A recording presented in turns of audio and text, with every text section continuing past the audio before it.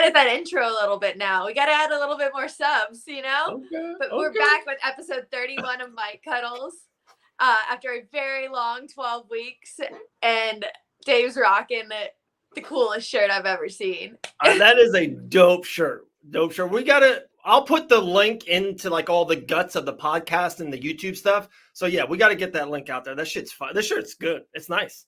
Oh yeah, no, I think that's the best design I've ever released. I'm like, I love it, and fortunately I didn't get it this weekend, but it's my thing, you know, the throw cuddles. There's a lot to talk about this past weekend, but yeah, you're totally right. So I have one bone to pick with you, Miss Gillian Robertson. One bone. You ready? No. I think you might even know what it is. I think so. That intro video, which we do love, it's like the best probably intro thing that Fight Bananas has ever done. Just like the music to it and like all the different layers. I love it. It's like our favorite thing. And at the end, there's like 3-4 different ones of like you walking that backstage and the UFC's on you. I love that. It's awesome. And they did that to you again this past weekend. And I don't know if they ask you or if they just kind of want you to talk to the camera. I'm not too sure. Maybe you can like give us this behind the scenes shit. But the response that you gave to the UFC was about how you said and you're like, yeah, the record that I have, you know, we just keep on putting the number higher. And I'm like, wait a second. What's this, all this I talk? Well, I'm sorry. We have the record. There you go. Collectively, after all the submissions that you've gotten, you know. I have a beautiful family. I have a great, beautiful wife. Life is good. That's it. I'm going to cut this. I can die a happy man. I'm done. You know, my MMA, legacy is set. So no, insane. Like, all honesty, like killer performance. Like the performance was probably almost perfect. I don't know if you thought it could have went any better. And of course, first round, second round, third round, doesn't matter. But just, I think how you looked, how you felt, finally, a undefeated prospect like that you fought wasn't, bigger than you and just thicker than you. It seemed like you guys were in the same wavelength. Of course, everyone talked about how shredded you were all damn week long. Congratulations. That was insane. That was awesome. Oh, thank you so much. I'm like, it definitely, obviously I can always look back and be like, I should fix this. I shouldn't do this. I should do this. There's always mistakes that you make and things that you can capitalize on or could have done differently. But, honestly, it just felt like I was drilling in there. It felt like everything that I did the last 12 weeks, every moment, everything she gave me, every moment, it's like, I've already seen this before. I've seen it 20 times in camp. I've drilled the reaction to it. I know what I want. Literally all week long, I was drilling that single leg, which I got up on. And all week long, we were drilling arm bars and like doing ground and pound and damage. And it's just like, even the second single leg, the head outside single, I'm like, all camp long, that's all we've been drilling, and it just everything felt so familiar in there, and I just was so confident, and it was a lot of fun. That's awesome. It seemed like it from afar. I thought weigh-ins. I thought also too. We talked about this for a long time, and you and I texted. I think it was Monday morning, and it was just super cool. And like one of the pictures was literally the first time you and I did the Fight Bananas podcast 4 or 5 years ago. It was so cool how long we've been talking. And I just thought one of the things I've been on, especially about you, is how I feel the UFC has never really got totally behind you and your look and your skill and the submissions and the records and all that. But to me, and I think we did talk about this a little bit, this weekend was not that. Like the weigh-in, the ceremony weigh-ins, like Dana White was all about it. Your kind of like thing went a little viral that night. That was cool. And then your performance, and then Dana White was like so positive on you. And like, I love that. It's because a lot of us in the game, right? We know what's what, but sometimes not a lot of the casuals don't. But it seemed like Dana White finally was like, no, guys, we know that she's it. Like, we know huge future. You and I talked about how much you maybe think like career-wise is a little bit like Charles Oliveira. Maybe got in a little bit too early, maybe didn't know the weight class exact, but when you did, and when he went on that run, the run that you're about to go on, it was like, you're one of the best in the world. So it was just so crazy to see all that positive mojo all weekend. I forgot to even say my favorite part of the fight. I'm like, this is the first fight I've ever talked shit. Whoa, what was this? So, in the first round, after when I was on bottom guard, she punches me in the face, and then she was like, "What now? What now?" And I looked up at her, and I was like, "You ain't shit." Dude, that's And the then best. at that, like, I got my sweep. I dominated the rest of the round. And then when I was at the end of the first round, was like, "What now?" And that's why she followed me back to the corner, because she was like, "You didn't even sub me," and she was talking shit on the way back. But I knew it's like mentally, I already got to her at that point. Holy shit. This is like news to me. I did not even know this. Talk about this. Um, okay, so I saw even this morning that it seems like at the Goat Shed you guys were watching the fight over, and I think we talked about like you did watch the fight once or twice. Halfway through that round, like not Rogan, I think it was DC or some. They were like already like, dude, this is where Jillian wants to be. Like they almost felt like you kind of did pull guard there for a second, and like right on cue, I think it was Fitzgerald was like, dude, like Jillian is not someone you want to be down there with. And like in that 3 seconds was that the switch, the roll through, the rollover. Did you know for sure, like, because I remember you talked about when you fought Santos, like you're like, dude, Santos was just heavy. Like I could not roll her, I could not get off. Like that, she was just a monster down there. And for some reason, she's not back in America fighting, but maybe that's here or there. Let's not get into that right now. But it seemed like you were like so pumped, even when you were pull guard a little bit. You're like, I know what I'm gonna do. Like this is gonna be a good round, good end of the round for me. Yeah, I honestly, with the Santos fight, it was a different fight mentally for me. I don't think it was necessarily like she was so heavy. I just don't think I was there mentally that night, and she Okay. showed up that night. Yeah. Where I'm like, this fight, I was just 100% there. Like that was the best version of me that I could have brought that night, on this last Saturday night. And it was like I fought to the best of my ability, and I really showed what I am capable of. And I just feel like I was at a point in my life where I needed to figure things out a lot mentally, and figure out things in the sport and what I was doing and things like that. So I just feel like I'm in a lot more solidified place where it's like, I don't give a fuck where you take me. Like if I'm on bottom, if I'm on top, if we're on the feet, if we're wrestling, no matter what, I want to be a dominant fighter. And I feel like I can be with every single girl in this division. Like I can keep them guessing no matter what. And I don't, if you saw that big welt on her forehead, I'm like, I did that from bottom guard, you know? Okay. I thought that wasn't one of the top elbows. That was from No, bottom. that was from bottom. And it's like, I feel like that's a big thing that I've been working on my game too, is just being able to do damage from everywhere, Right. and make sure that they're like, she doesn't want to be in my guard because she's getting elbowed, because she's getting submission threats, because there's Yeah. so many things coming at her. And now she's backing out, and there's my single leg. Yeah. Dude, so sick. Kind of back what we were talking about with the whole weight and stuff of that nature.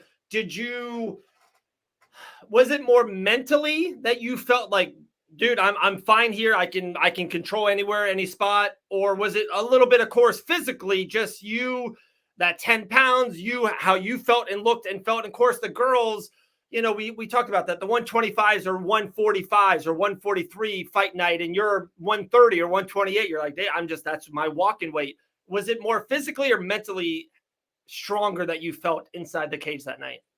I just feel like it's not necessarily like, I don't, I'm at a better point in training in general right now. Yeah.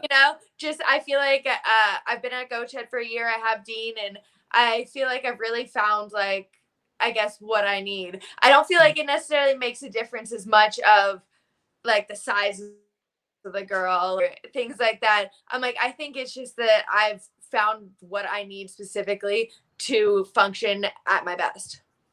Love it. Dude, so me, I always have like 9 notes for us to talk about. I literally had zero. Two things came up, so I just wrote 2 notes. But before we get into that, where can people get this dope show? Like, where can they get it? It's a hat, it's a hoodie. What's the website? It's Gillian-Robertson.com. Wow. Simple enough, right? Yeah. Just spell it with a G, not a J, I hope not. Yeah, there wasn't Dominic Cruz or Chael Sutton calling you Gillian all weekend, which is also a plus for sure. They got your name right. It's always a plus. They're saying my name right, actually, this time. Yeah, for sure. It was nuts. It was so good.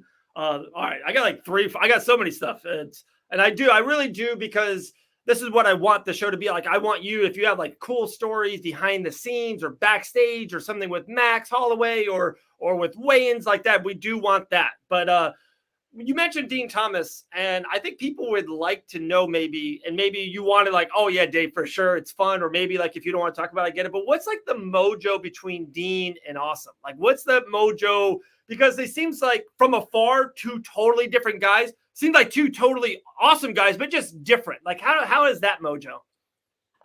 They're definitely very different. Yeah, I feel like Awesome is very interested in Dean and wants like Awesome's just like an extrovert. He wants to get to know people, yeah, and Dean is such an introvert. So it's yeah, just like the complete opposite. yeah, But I think that they come together well, and Dean's like Dean's a lot of the like the game planning and stuff, but then lets Awesome take the reins and do what he wants. Is like I feel like they're a good combination for me. It's a lot of uh, uh they're just like you said, honestly completely different people in they how they are. approach it. They are. Even in how they approach coaching, I feel like they're completely different. Yeah, because we talked about this, how Dean really doesn't say a lot mid round, like during the round. Where to me, I heard Awesome like all around. Like I heard him like literally watching on ESPN. It was just like he was like this. So it definitely seems wild. But you get the game plan of both. Okay, so then Pierre question. So I watched you on Ariel, and he kind of talked about it for a little bit, and I would assume it seems like the common question because just during the fight, before the fight, even at the weigh-in, she did seem a tad, maybe not the most respectful. There was just something there. I don't know if that's what she has to do to kind of hype herself up for the fight. That's what a lot of people do for sure. But it did seem like a little something. And then, of course, her saying not tapping, and all of that stuff. I remember when you're 2-3 wins ago with the eye poke and stuff. It seems it's wild because you're like the most easy and the most like you're like everyone's friend. Like everyone who I know knows you, likes you. Like you're just everyone's friend. And it seems like the 2 out of your last 3 wins seemed like a little mojo was there, a little blood. Like it's kind of odd in a way. Well, this last one might have been instigated a little bit on my coach Awesome's part. Okay, there we go. There we go. So, like just throughout fight camp, obviously her name's Piera. In Spanish, Pera is dog. So he was hashtagging all of our posts Pera afuera. So that means like doggy outside. Okay, I get it. So, and she posted something on her page where it was like, the more they call me a dog, the more dog I become. So, he was definitely getting in her head a little bit. So she wasn't happy with him going to weigh-ins or anything. But I also feel like it is a little bit of her too. She kind of has to be the bully, Like I feel like, especially like in fights, that's how she kind of wins fights, is if she's able to put you on her back foot, then she's able to do well. But I feel like girls who are walking forward and really pressuring her, she doesn't do as well with. Right. So I feel like she really just needs that kind of role in fighting in general. And then we were talking about it. We knew that she was an emotional fighter. So Dean, he told Awesome, he's like, if you want to keep on talking this week, he's like, we need her emotional. We want her to come in there emotional. We want her to be pissed off. And like, even when we were talking shit, like you could tell she was mad about it. And I was sitting there like smiling and laughing. Right. I'm like, I was just having fun with it, but it was really getting to her, like everything that we were saying. So I think it was a little bit of us, but it was also a little bit of just like who she is, that she needed to come in there like a big dog. And I'm a tad older than you, and I think I'm a tad more veteran with relationships. That's the absolute worst, is when your significant other or maybe just a friend relationship, and they're like so angry about something, and you like don't let it bother you. It's like, oh, yeah, whatever, I'll get it. Like, oh my God, it irks people probably more than they want the back and forth. They want like the fuck you and the conflict. And when you don't give it, and when you just smile back and be like, no, I'm good, I got it. It's kills people. Oh yeah, no, I'm like, I'm like I said, that's my favorite part about the fight. I'm like, when I was able to talk shit and just smile, and like I was literally just laughing about it, like as I'm on bottom guard, because it was such a fun time out there, and I could tell I was just getting to her mentally. I love it. So I also want to kind of break some honesty news to you. So I think it was like maybe a month ago, 6 weeks ago. So I usually, when we do record, it's usually midday, and I have Dunkin' Donuts And I just want to be honest. I told you that I had sugar-free cream. I didn't. It was sugar. I'm sorry. I got to be open with you. I got to be honest. Oh, it took me about 2 days to gain 20 pounds. So 20. Wow. That barbecue. exactly, that barbecue. That barbecue.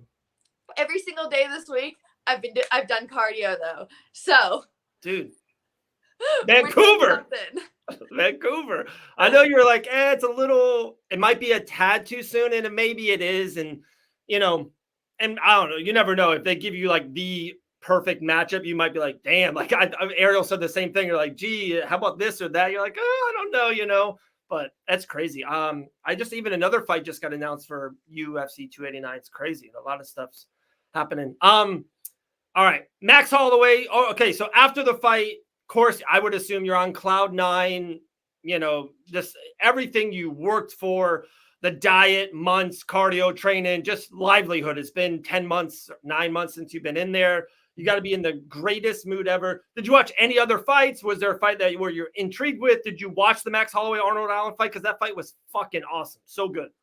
So, I watched like, I don't know, and they take you straight back and you're walking around through media and stuff like that. So I didn't really get to watch too much of it, but the fight that I was super interested in and I was happy that I caught the finish of it was the Roybal fight.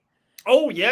I'm like, yeah. that was one of the sickest knees. Well, there was 2 very sick knees that night, as in Barbosa as well. I'm like, both those were absolutely insane, just perfect timing and beautiful knockouts off them. And then I watched a little bit of the Max Holloway fight, but at that point, it's like we had the phone set up while we're eating barbecue. So we had the phone set up at the table. So I was kind of paying attention, but kind of not. But I'm like, every time I looked over at the phone, I was just like, it looks like Max Holloway's hitting him or Arnold Allen's missing him. I'm like, that's all I saw every time I looked at the phone. And so at that time, you're not in the arena anymore. You're already at a restaurant. You're at a barbecue restaurant? Yeah. Did you guys have that restaurant pinpoint win or lose, or after the fight, like you were going to this spot, or was it a kind of like, hey, we're going to get barbecue afterwards? Well, see, I had the best corners in Awesome and Roy, who decided to do the scouting all week long by eating just all the terrible food in Kansas City. So they just took me to a place that they already went to earlier that week that they said was absolutely phenomenal. You need that. You need scouts. Like in war, they like send people out there to make sure there's no one coming to attack. You need those. Yeah, exactly. They're just doing their due diligence. I respect that. I respect it, man. And I, crazy. Okay, so that was Kansas City. I think anything else did. So afterwards, I even saw the video. Are you watching the press conference to see, or did you already know that you got the bonus? Because I don't know. I did text you, but it was a little bit afterwards because I'm watching it. And the same thing, like he said I'm like, whoa, Gillian, 50 G's. Like, because we always joke about that. And the whole prelims, I thought you were pretty locked in, but then we saw Royval's knockout. We saw Barbosa's knockout. I'm like, God dang it. I'm like, 2 of those are sick. I'm like, it's going to be close here. But how did you find out? And, what was that excitement? What was that joy like? So, obviously every fight I'm like, it might be this time. It might be this time. But I'm like, I feel like it's killed my hope because I've gotten 8 finishes and never gotten to 50K before this. Gosh, so crazy. I was just like, probably not going to get it this time. And I walk in the back and a guy comes out. He's like, all right, first let me take you because Dana wants to talk to you. So as soon as I walked in the back, they brought me back to Dana's private suite with my coaches, and he was just telling me how much he loved my performance. Pretty much everything he said at the post-fight press conference about me. How much he loved my performance. He loved how I'm always going out there to finish, things like that. And then I said, thank you, whatever. I walked out of his room, go back to do media. And then Dana chases me down the hallway. He's like, oh, I forgot to say, I love this, I love this, I love this. And just kept on going on and on about me again. So it's like, after that, I was like, all right, I definitely impressed him tonight. I know I did something like good. I caught his eye 100%. So It was definitely like, we're still thinking about it, but I'm still like, don't get your hopes up. I've gotten my hopes up every time thinking this is it. You're getting the 50K, and it never is. So I was like, all right, just it's like it's probably not gonna happen. And then I'm watching the rest of the fights and I'm like, you know what? There's only a handful of fights that I think could get it here. I thought Denise Gomez, she got a nice knockout. Then obviously Edson and Billy Quarantillo, and then Roy Ball. Yeah. So I'm like, I knew those three, and then me could be like performance of the nights. And then all the other fights that I was looking at, I think I'm like, oh, those would be fight of the nights, not performance. So I'm like, those were the four I put into the categories. I'm like, Dana usually at most gives out four. So he gave out three that night. So I was like, oh, I'm probably up there. I'm like, it just depends between me and Denise. I'm like, I really thought it was the two knees definitely got it, and then it was one of the either the knockout or the submission. But obviously it was enough to impress Dana there. So I'm like, I didn't expect it. Was so we were just watching the post-fight presser, walking down the hallway. We just got back from the barbecue place.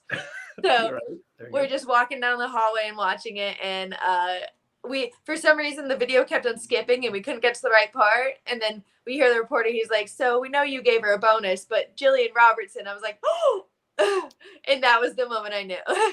Wow, that's so sick. That's awesome. Same kind of thing. They usually at the beginning, and I know like you watched them before or whatever, but like Dana will sit down, numbers, people there, gate, and then bonuses, and then something, and then start. And it was weird they didn't, or like even if he didn't do it. The UFC YouTube did not get the beginning. Mm-hmm. So like I'm like 6 minutes in, I'm like, dude, where's the bonuses? Because I'm kind of like watching it for that. I don't know. I'm hoping you would come up. I'm hoping one MMA media member says something about you there in person, but you never know. So like when he did, like I said, I think I was like 5 or 6 minutes behind you. And then, there was that. I was like, let's go. Of course, I don't want you to like get into the money aspect of it, but how, like, I'm trying to ask this the best way, I guess, like to win, to fight, and then get the win bonus, and then to get a 50K bonus on that, like how like great does that like do for like a year or multiple years, or just like put money aside and train? Like what does that do for you mentally or physically? Well, it's like mentally, it's like I'm not gonna fight forever. Yeah, right. I gotta save up a lot of money for the rest of my future, and so it's like it does definitely help a lot, and also I feel like I don't know, I love to live life and just be able to do what I want. It's not like I live extravagantly, but I am able to do what I want every single day. So, and that's what matters to me, is that I'm able to go to the gym every single day and not worry about anything like that, Right, for sure. All right. I got one more. Then if you got last 5 minutes, you can whatever you want. To me, it's going to go down. You ready? So 10 years from now, 5 years from now, 20 years from now, whenever you're done and you're awesome analysts, and then when Mic Cuddles takes over UFC Fight Pass, Dean Thomas, get that together. What are we doing here? When everything happens and kind of like the fight career puts in a bow, maybe you have like a really cool picture putting up the championship when you beat Wei Lee for the strawweight championship 2025. But that picture, and I know it sounds maybe hyperbolic, but that picture with you still dressed up in your uniform, if you want to say, the leg over, the blunt, like, dude, you know how iconic that picture is? I've already seen that. There's like memes out there. People are running with it. I do feel it's like, it's a perfect ribbon for Gillian the Savage Robertson. It's a perfect career ribbon. And also just in time for the holidays tomorrow. Oh, dude, we usually record on that day. No, we're missing it. We got the day before though, so we'll be good. I'll be prepared all day tomorrow. All right, there we go. Yeah, definitely. It was a dope moment. I'm like all week long. I brought that joint with me, and then all week long, I'm sitting there just looking at it, just like, you get this after. It's like, with having kids, like that's what I say to them when it's like a Sour Patch Kids, like a pack of candy. Like, guys, if you behave good at school this week, this is what you get. Like that's your Sour Patch Kid. Yeah, exactly. Could be delicious as well too. All right, yeah, crazy. I guess a couple of minutes left. What the fight week itself, Kansas City. Did you do? I know you were saying that your weight was awesome. That wasn't even a worry, really. How great of a fight week was it for you? What was a thing that kind of happened that maybe not a lot of people know about, or what's like something memorable that you can kind of take with you? Uh, it was just a flawless fight week. I feel a flawless fight Wow. camp, honestly. I think that everything's just really coming together for me, and I feel like I said, it was like it felt like I was drilling in there. Everything that I've worked all through camp, I saw it in a cage, and it was like I saw it 1,000 times before, and it just I killed myself for a good 11 weeks. So then that 12th week was easy. And I kept on saying that to myself all through camp. I'm like, you just got to make it hard now. And then Yes. fight week, 2 days out, I woke up 117. Then the day of weigh-ins, I woke up at 117. I was like 117.6, then 117 even. So I cut 1 pound on the day of weigh-ins, and that's it. So it So the was, day were you like drinking water? Were you kind of just a little normal? Not normal, of course, but I know you're not eating, but like you were kind of okay. Those literally the last day of. yeah, the day before, I drank, I think, 3/4 of a gallon. So Wow. yeah, I drank a lot of water the day before. Even like 2 days out, I was drinking 2 gallons of water, waking up at 17.6. So, Wow. That's yeah, incredible. it was. I got in the sauna for 20 minutes for my cut, and it was like effortless, extremely easy. But I'm like, I feel like I deserved that after what I put myself through. So Right. Right. it was a nice, easy cut. Rehydrated well, felt great. Everything was just 100% in line this camp, and I feel like I killed myself to make sure it was gonna be in line. It was a really rough camp for me, just like mentally and physically. I really put myself through it, but it's like it's worth it every time. It's worth it walking in front of a crowd. Like the crowd absolutely went crazy whenever my walkout song started, and it just like makes you feel so alive. I Yeah. absolutely love being able to perform in front of a crowd. It's like usually if you're on the early prelims, like there's not a lot of people there, but ever since like fights have been back after COVID, the arena was packed from the first fight. So Yes. it was so awesome to see so many people there, so many fight fans, and it's just to have that kind of support there and the energy in the arena. There's absolutely nothing that can compare to that. So I'm like, I'd give those 12 weeks up of dieting and the cardio and really just pushing myself hard every single time just for that moment. Insane. Next week or the week after, we'll get into what's next. And here at Fight Bananas, our L. Dawson thought you versus Tabitha Ritchie, Baby Shark, makes a lot of sense. She's like 15 or 14.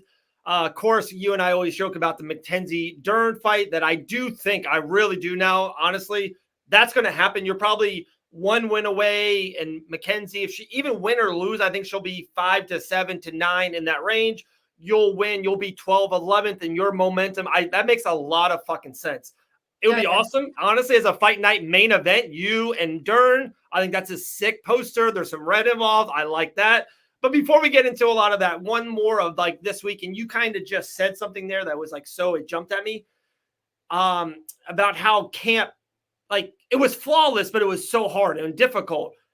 Does it help you now with knowing the result? You look so fucking good. You looked awesome. You felt awesome. You performed awesome. Does that make now the next time a camp comes in at 8-10 week camp, you're like, dude, I kind of know the resolution. I know the result, and I knew how good I felt and how good I performed. Do you think your next camp's going to be not better, but you kind of know the results a little bit? Uh yeah, it's still just definitely going to be hard. Okay. It's it's just the like I can't cheat on my diet. I can't like get any type like literally all camp long if I had an extra scoop of peanut butter, I would feel guilty. I'm like it would just like eat away at my heart. So I'm like I Yeah. couldn't like push my like I don't know. It has to be so strict, and then like the card like every single day after hard training. So if I did a hard sparring, hard grappling day, I would be doing 30 minutes of cardio after. So it's just adding all of that onto my already extremely long training week Right. was it's gonna kill me no matter what. It's gonna be a lot. When you do cardio, usually even on your socials, on your IG and stuff of that nature, it's usually you on the bike. Is that kind of mainly the cardio you like to do the 30 minutes afterwards? Yeah, usually either the bike or I'll go for a run. Honestly, I have really bad hips, so running is rough sometimes. Yep. But yeah, so I usually try to stay on the bike. Looking at you now, it's been 3 days, 4 days since the fight. You don't have like a bump on you, don't have a mark on you. Of course, you probably won't tell the truth if you're like, no, Dave, my calf is all messed up. But do you feel 90%? Is your body good after the fight? So I hurt both my elbows. On her head? On her head. That Okay. was honestly, I can't put this one down on a table at all. It hurts. But and then I've been training all week. So I actually hit my head today on one of the other on a boy I wasn't training with head, like where our groups clashed together. And I think that's my worst injury this week. I didn't get anything from the fight, but today, just while drilling, I got a huge bump on the back of my head. You just had like the worst camp ever for 10 weeks. You were just in a 9-minute war that you won and submitted someone who was undefeated. You took her O away, and literally you get CTE 4 days later on a traded day. Exactly. Like legit today, I was like, I think I have a concussion. We just banged heads so hard. Oh my goodness. All right. Dude, maybe one of my favorite ones yet. This is episode 31 of Mic Cuddles, Gillian the Savage Robertson, and myself. It's crazy. It's insane. I'm really excited. Like, I feel I've been saying it for 4 or 5 years, but I'm only one person, and I know you have others, but it's just been like, oh, this past week was one of those like, okay, Gillian's here, like Dana White, the media, MMA media, it definitely seemed, and the weight cut, being on Ariel's show on Monday, almost every fighter would want that opportunity. That doesn't happen. He only had 3 fighters that fought this past weekend on the show on Monday. So I thought that was awesome. You might be doing another, a slightly bigger podcast on ourselves maybe in the future, but we'll see if that happens. But just it's awesome that everyone else, like what I've been kind of on this mountain for 4 years, seems like everyone else is getting there. So it feels good. It feels awesome. Oh, yeah, big things are happening.